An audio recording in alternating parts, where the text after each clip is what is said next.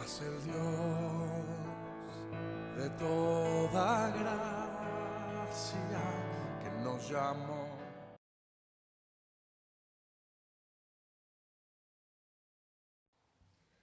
Buenas tardes, hermanos. Es un privilegio y un gusto poder estar esta tarde con ustedes compartiendo la palabra de Dios.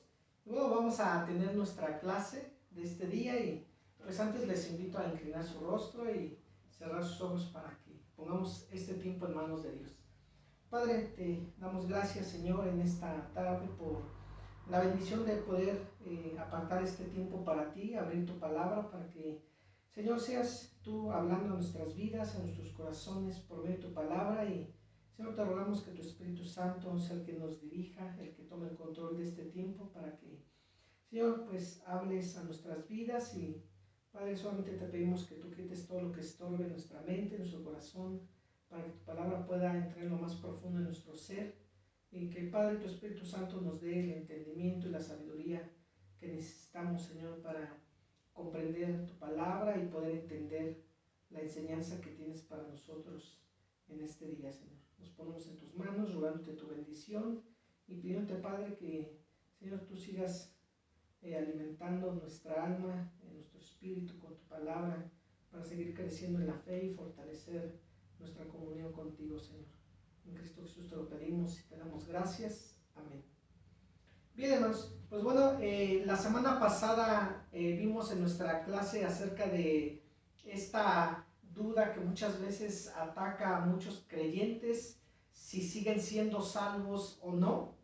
Veíamos que hay incluso iglesias donde se enseña que la salvación se pierde, pero bueno, en esta clase aprendimos que la certeza de tener la vida eterna no depende de nuestra fidelidad, sino de la fidelidad de Dios, y tampoco depende de nuestras obras, sino de la obra de Cristo terminada en la cruz del Calvario por nosotros. Entonces, aun cuando pecamos como creyentes, seguimos siendo salvos. Lo único que tenemos que hacer es arrepentirnos de ese pecado, confesarle ese pecado a Dios para que Él nos perdone y seguir creciendo. ¿Por qué? Porque un verdadero creyente debe de dar frutos dignos de arrepentimiento y se debe de ver en él una vida transformada, una vida donde va creciendo en esa santidad que Dios quiere de cada uno de nosotros.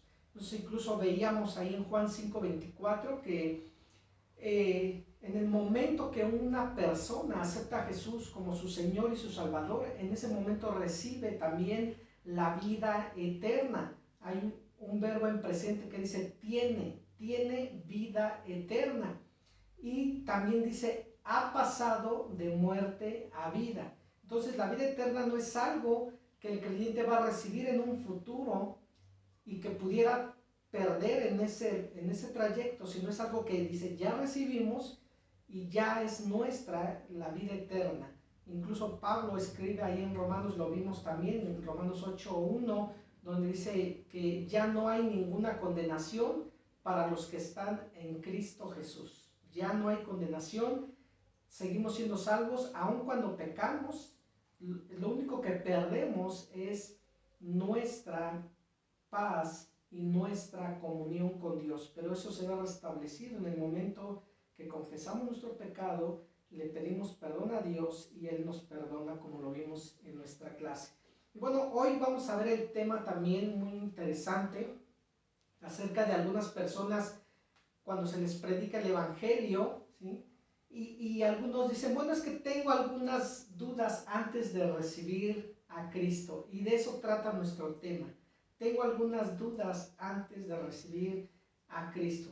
Incluso hay personas que dicen, sería mejor esperar hasta que tenga una vida en orden, una vida no tan desastrosa, antes de acercarme a Dios, porque no soy digno de acercarme. Hay quienes piensan así. Hay quienes piensan que no hay prisa por acercarse a Dios, ¿no? Que todavía hay mucho tiempo por delante para poder recibir a Cristo, y entonces dicen, quizá después, más adelante. Pero realmente estas son mentiras muy comunes que no nos permiten o no le permiten a la gente acercarse a Cristo. Entonces, hay barreras comunes que sería mejor analizarlas para que podamos nosotros presentar el Evangelio y cuando lo presentemos poder echar abajo estas barreras que son muy comunes entre la gente cuando nosotros les presentamos el Evangelio, porque algunos dicen que incluso estas barreras no les permiten tomar una decisión y en algunos casos quizás son verdaderas inquietudes en esas personas, pero en otras son pretextos que solamente usan para no aceptar su condición pecadora, su necesidad de Dios, de un Salvador en su vida, y solamente usan estas barreras como excusas para no acercarse a Dios. Por eso vamos a ver algunas de estas barreras que ellos ponen para no aceptar a Cristo cuando les presentamos el Evangelio. La primera de ellas es que muchas veces dice la gente, bueno, es que tengo miedo de lo que dirá mi familia o lo que dirán mis amigos, ¿no? Hay casos cuando el nuevo creyente sí, ciertamente es rechazado por su nueva fe, es rechazado por su familia, por sus amigos, por haber aceptado ese evangelio que les salva, y muchas veces eso es incluso lo que les mete cierto miedo, cierta preocupación del qué dirán, y entonces muchas veces esas personas mejor se abstienen, se abstienen de recibir a Cristo como su Señor, como su Salvador, y por ese temor de ser rechazadas. Prefieren rechazar el Evangelio que ser rechazados por su familia o por sus amigos. Pero vamos a ver algunos pasajes de la Biblia para ver cómo estos versículos pueden ayudar a las personas que temen por el qué dirán sobre su nueva fe. Por ejemplo, hay un versículo ahí en Marcos capítulo 8, versículo 36, dice la palabra de Dios, porque ¿qué aprovechará al hombre si ganare todo el mundo y perdiere su alma? O sea, ¿qué aprovechará al hombre si ganare todo el mundo y perdiere su alma? Y quizá a lo mejor lo podemos parafrasear este versículo de la siguiente manera: ¿de qué vale tener la aprobación de mis amigos, de mi familia, si pierdo mi alma? Si mi alma se va a condenar en el infierno, ¿de qué nos sirve? ¿Sí? Entonces, fíjense, si agradas a Dios, no importa que desagrades al mundo, pero si desagradas a Dios, ya no importa a quien agrades. ¿Sí? Nosotros no nos debemos dejar de llevar por el qué dirán. Es que qué van a decir, que ya soy hermanito, que ya soy esto, que ya cambié de religión, que ya traicioné. No, porque lo que Dios nos ofrece por medio de Cristo Jesús no es un cambio de religión, sino es un cambio de vida, una transformación de vida para las personas. Y fíjense, hay otro pasaje que nos puede ayudar mucho en cuanto a este punto, el Salmo 27:10, donde el Señor dice, aunque mi padre y mi madre me dejaren, con todo Jehová me recogerá. Ciertamente hay creyentes que cuando aceptan por fe a Jesucristo como su Señor y Salvador y renuncian a esas creencias falsas que tenían, son rechazados a veces por sus propios padres, por su propia familia. Pero dice aquí el Señor, aunque mi padre y mi madre me dejaran, con todo Jehová me recogerá. Entonces uno teme perder a sus amigos muchas veces, a sus familias, pero tenemos que ver si realmente hay amigos que sería mejor perder, porque a veces su compañía no es buena, trae problemas, trae pérdidas, trae dolor a la vida de las personas, y a veces no son buenas amistades, y a veces vale la pena mejor perder esas amistades que seguir con ellas, ¿no? Por ejemplo, si un amigo no te respeta tu decisión de cuando dices no a algo pecaminoso, algo a lo mejor que tú practicabas, que tú hacías, pero que ahora a la luz de la palabra te das cuenta que es pecado delante de Dios, podemos preguntarnos, ¿realmente es un verdadero amigo esa persona si no respeta esa decisión tuya? Pues no, la respuesta es no, porque un verdadero amigo siempre respetará tus decisiones y más aún si son decisiones buenas, si saben que es para un bien propio, incluso para un bien común. Entonces, veamos qué dicen los siguientes pasajes sobre la posibilidad de tener nuevos amigos en Cristo, de tener una nueva familia espiritual. Fíjense ahí en Efesios 2:19 nos dice la palabra de Dios: así que ya no sois extranjeros ni advenedizos, sino conciudadanos de los santos y miembros de la familia de Dios. Ya tenemos una oportunidad. Si nuestra familia carnal nos rechaza por nuestra fe, dice Dios, ahora tienes una nueva familia espiritual, una familia que te va a recibir con amor, con los brazos abiertos. Ya no vas a ser un extraño para ellos, sino ahora dice, eres conciudadano de los santos y miembros de la familia de Dios. Y ahí en 1 de Juan 1:7, en la primera parte del versículo, dice, pero si andamos en luz como Él está en luz, tenemos comunión unos con otros. Entonces ahí podemos ver la oportunidad de tener nuevas amistades, nuevos amigos que compartan nuestra fe, que compartan nuestras convicciones, nuestros principios para agradar a Dios. Entonces ahora en Cristo tenemos nuevos amigos y una nueva familia espiritual que nos acepta y que nos ama con el amor de Dios. No tengamos miedo a qué dirán los amigos o qué dirá la familia por mi nueva fe. Esa es una barrera que tenemos que tirar. La segunda barrera que pone la gente para no aceptar a Cristo es cuando dicen, tengo miedo de no poder cumplir, no quiero jugar con las cosas de Dios. Pero aquí bien valdría la pena hacernos las siguientes preguntas.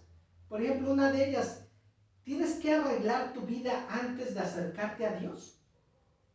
¿Tienes que arreglar tu vida antes de acercarte a Dios o debes de acercarte a Él primero pidiéndole ayuda para cambiar tu vida, para arreglar tu vida y que tú cambies lo que no puedes cambiar por ti mismo? Porque si esperas hasta que todo esté bien en tu vida, o sea, entonces, ¿cuándo vas a acercarte a Dios? ¿Cuándo? Pues nunca, jamás vas a tener una vida lo suficientemente perfecta para que te puedas acercar a Dios. Es por su gracia y misericordia que Él nos acerca a Él para cambiar todo lo que está mal en nuestras vidas. Nadie somos dignos de acercarnos a Él, nadie somos dignos de tener una comunión con Él, pero por su gracia, por su misericordia, Él nos acerca y nos reconcilia con Él por medio del sacrificio hecho por Cristo en la cruz del Calvario. Entonces, si tienes miedo de no poder cumplir con lo que Dios pide, vamos a ver unos versículos que nos pueden ayudar a derribar esta barrera. Primera de Juan 2, versículos 1 y 2. Primera de Juan 2, versículos 1 y 2 dice, hijitos míos, estas cosas os escribo para que no pequéis, y si alguno hubiere pecado, abogado tenemos para con el Padre, a Jesucristo el justo. Y Él es la propiciación por nuestros pecados, y no solamente por los nuestros, sino también por los de todo el mundo. Fíjense aquí, el Señor da la solución a el fracaso espiritual de las personas, ¿sí? En otras palabras, por nosotros mismos no vamos a poder. Incluso aún como hijos de Dios vamos a seguir pecando, vamos a seguir fallándole al Señor. Pero lo que el Señor quiere es realmente un corazón arrepentido, humillado delante de Él, un corazón que desea hacer su voluntad, negándose a sí mismo, renunciando a todo lo que estorbe nuestra relación, en nuestra comunión con Él. Y si fracasamos en eso, si tenemos un tropiezo, Él nos dice, fíjense con qué amor, hijitos míos. Y dice, estas cosas os escribo para que no pequéis. Ese es el deseo de Dios, que ya no pequemos, que dejemos esa vida de pecado, que seamos santos como Él es santo. Pero Dios es realista y Dios sabe que aún como sus hijos le fallamos, aún como hijos de Él vamos a pecar. Y por eso dice, pero si alguno hubiere pecado, abogado tenemos para con el Padre, a Jesucristo el justo. Tenemos a alguien que intercede por nosotros delante del Padre, y ese es Cristo Jesús, porque Él fue el que murió en la cruz del Calvario por nosotros, pagando por nuestros pecados. Y en el versículo 2 dice, y Él es la propiciación por nuestros pecados. O sea, Él es el sacrificio perfecto. Él es ese sacrificio único que Dios acepta para el perdón de nuestros pecados. Es lo único que satisface la ira de Dios que está sobre de nosotros por nuestros pecados. Y eso nos alienta, nos anima a seguir adelante, a no desmayar. Vamos a ver otro pasaje más ahí en 1 Corintios, capítulo 10, versículo 13. Dice la palabra de Dios: no os ha sobrevenido ninguna tentación que no sea humana, pero fiel es Dios, que no os dejará ser tentados más de lo que podéis resistir, sino que dará también juntamente con la tentación la salida para que podáis soportar. Entonces dice, no te ha sobrevenido ninguna tentación que no sea humana. Y poderoso es Dios, que no nos va a dejar caer. Incluso dice, juntamente con la tentación dará también la salida. Entonces podemos salir adelante, podemos salir victoriosos de nuestras luchas, de nuestras debilidades. Entonces la vida cristiana no es para los perfectos, porque no hay perfectos. Es para pecadores que han sido salvos por la gracia de Dios y que se mantienen firmes por esa gracia, ¿no? Entonces, precisamente por eso ha hecho provisión para que nosotros podamos ser perdonados de nuestros pecados cuando caemos. Y tenemos, dice, a nuestro abogado, que es Cristo Jesús, que intercede por nosotros. Y dice, y juntamente con la tentación nos da la salida. Y también ha prometido darnos su Espíritu Santo para ayudarnos en esta nueva vida en Cristo. Otra barrera más que hay es que algunos dicen, tendría que dejar mis diversiones y vivir una vida aburrida para estar con Dios. Y no es así, ¿no? Fíjese qué astuto es el diablo al hacer creer a las personas que el mundo te puede ofrecer cosas mucho mejores que Cristo. ¿Se dan cuenta la astucia de Satanás? ¿Sí? Porque Satanás no solo te ofrece fiestas, amigos, diversión, dinero, influencia, ¿no? Bebidas, mujeres, no, Él ofrece mucho más.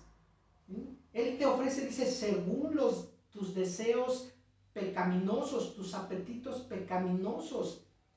Pero ¿a dónde te lleva ese estilo de vida llena de libertinaje, llena de pecado? ¿A dónde te lleva ese estilo de vida que es muy popular en el mundo, en las multitudes? Bueno, la Escritura es clara y dice que te va a llevar a la perdición. Dice nuestro Señor Jesucristo, ancho es el camino, que aparentemente es el mejor y es muy fácil, y la mayoría va por ahí, pero es un camino de perdición. Y angosto es el camino que te lleva a la salvación, y pocos, dice, son los que van por ahí. Entonces, sí debemos de nosotros fijar nuestra vista en Dios y decir, bueno, no voy a tener una vida aburrida y no voy a tener una vida sin sentido si me entrego a Dios. No. Incluso te debes preguntar si tu vida actual es tan alegre como tú crees que es. ¿Cuáles son las cosas que temes perder en esta vida? Y debemos de ser honestos. ¿Realmente la vida que llevas te ha traído una verdadera alegría, un verdadero gozo? ¿O te han traído una verdadera paz, una verdadera felicidad? ¿O estás viviendo una vida llena de tristeza, ¿sí? Una vida llena de sinsabores, sin sentido? ¿Realmente la vida cristiana es aburrida? Vamos a ver qué dice Juan 10:10. Juan, el Evangelio de Juan, capítulo 10, versículo 10, dice: el ladrón no viene sino para hurtar, matar y destruir. Yo he venido para que tengan vida y para que la tengan en abundancia. Y una vida en abundancia es una vida plena, una vida de gozo, una vida de satisfacción, aún con las cosas malas que hay en esta vida. Aún con todo eso, el cristiano puede experimentar una verdadera paz, un verdadero gozo en su vida, ¿sí? Y es un gozo que sobrepasa todo entendimiento humano. Debemos de nosotros ver si realmente la vida cristiana es aburrida. No, no es aburrida. El Señor pone paz, pone gozo, pone felicidad en tu vida, aún a pesar de las circunstancias. ¿Por qué? Porque la paz y el gozo y la felicidad del creyente no dependen de las cosas o circunstancias que están a nuestro alrededor, sino van a depender de nuestra comunión que tengamos con Dios. Y fíjense ahí en Primera de Juan 1:4, el Señor nos dice: estas cosas os escribo para que vuestro gozo sea cumplido. O sea, el Señor nos ha escrito su palabra para que en ella encontremos plenitud de vida, encontremos gozo. Incluso en Juan 14:27 nos lo dice, ¿no? Juan 14:27, Jesús dice que nos deja su paz y que su paz no es como la paz que el mundo da. Y la paz del mundo es una paz pasajera, es una paz superficial, es una paz que va de acuerdo a las circunstancias que estamos viviendo en el momento. Pero la paz del Señor sobrepasa todo entendimiento y es una paz que perdura, es una paz, ¿sí?, duradera, que guarda nuestra mente y nuestro corazón de la ansiedad, de la preocupación, del temor, de la angustia. Entonces no es una vida aburrida, al contrario, es una vida, la del cristiano, una vida de paz, de gozo y de satisfacción. Y último y cuarta barrera que también el mundo pone para no aceptar a Cristo es cuando dice: creo que es mejor esperar más tiempo. Y esa mentira, tristemente, ha hecho que muchas personas se pierdan en el infierno, porque ellos creen que es mejor esperar. Al fin hay tiempo todavía, al fin, todavía falta mucho tiempo para que me muera, ¿sí? Pero, ¿qué tan seguro es el futuro que tenemos? ¿Qué tan seguro es nuestro futuro? ¿Realmente hay seguridad de que habrá una oportunidad el día de mañana para que tú aceptes a Cristo? Fíjense que Proverbios 27:1 nos lo dice. Vamos a ver ese pasaje ahí en Proverbios 27:1.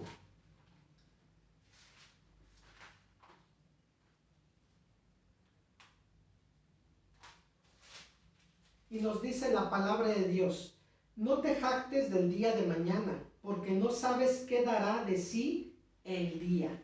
No te jactes del día de mañana, porque no sabes qué dará de sí el día. Entonces no sabemos si habrá oportunidad de aceptar a Cristo el día de mañana. Por eso no nos debemos de esperar. Segunda a los Corintios 6:2 nos dice: porque dice, en tiempo aceptable te he oído y en día de salvación te he socorrido. En tiempo aceptable te he oído. Entonces, cuando el Señor llama a la salvación, hay que atender a su llamado pronto, porque quizá mañana sea demasiado tarde, quizá no tengas esa oportunidad el día de mañana, porque no sabes si tú vas a despertar el día de mañana. No lo sabes. Hay personas que se van a dormir y ya no despiertan. Y no sabes si a ti te pase lo mismo. Entonces, hoy es el tiempo, dice, aceptable para que seas salvo y tengas la seguridad de la vida eterna. ¿Por qué? Porque después de la muerte ya no hay salvación. La salvación es en vida, mientras tú puedas con tu boca, como dice Romanos, ¿no?, con tu boca confesar que Jesucristo es el Señor y creer en tu corazón que Dios le levantó de los muertos. Dice, si tú lo haces, eres salvo. Lo dice que si confesares con tu boca que Jesucristo es el Señor y creyeres en tu corazón que Dios le levantó de los muertos, serás salvo. Porque con el corazón se cree para justicia, pero con la boca se confiesa para salvación. La Escritura nos dice ahí en Hebreos 9:27 que está establecido para los hombres que mueran una sola vez Y después de esto, el juicio. Después de muertos ya no hay salvación. Por mucho que le pidas a Dios, por mucho que le ruegues a Dios por el descanso eterno del alma de esa persona, por mucho que le pidas que lo lleve a su presencia, si él en vida no se arrepintió de sus pecados, si en vida no renunció a su vida de pecado y aceptó a Jesús como su único y suficiente Señor y Salvador, esa persona no fue salva y no mucho menos va a ser salva después de muerta, porque está establecido por Dios para los hombres que mueran una sola vez y después de esto el juicio. Y esto nos lleva a una ilustración donde había un niño que le gustaba vivir, le gustaba ir a nadar al río cerca de donde él vivía. Entonces una de esas fue a nadar al río, pero se estaba ahogando y iba pasando un señor, y al ver que el niño estaba ahogando y al oír los gritos acudió inmediatamente a su rescate, se metió al agua, lo sacó y le salvó la vida. Entonces ya el señor siguió su camino y pasaron muchos años. Después de muchos años, pues este niño creció y ya no era un niño, ya era un hombre, pero se fue por el mal camino, delinquió y cayó en manos de la justicia. Y cuando estaba, ¿sí?, en la sala de un tribunal esperando su sentencia, ve salir al juez y lo reconoce, y el juez era esa persona que le había salvado la vida cuando él era un niño. Y entusiasmado, pensando en que el Señor le iba a dar otra vez la ayuda, la salvación que necesitaba, se acercó a él y dijo: Señor, ¿se acuerda de mí? Y el juez se le queda viendo y le dice: no me acuerdo de ti. Dice: sí, acuérdese, yo soy ese niño que usted salvó cuando se estaba ahogando en el río hace unos años atrás. ¿Se acuerda? Y le dice: sí, ahora recuerdo, sí lo recuerdo. Dice: yo soy ese niño, Señor, sálveme. Y le dice: no, ese día tuve la oportunidad de estar ahí para salvarte, pero ahora estoy aquí para condenarte. Y eso es lo que va a pasar. Ahorita, en tiempo aceptable, estamos para que Él nos acepte, nos perdone, nuestro Señor Jesucristo. Pero si no lo aceptamos, va a llegar el día en que va a venir ya no como Salvador, sino como juez a juzgar al mundo, y ya no va a haber oportunidad de salvarse.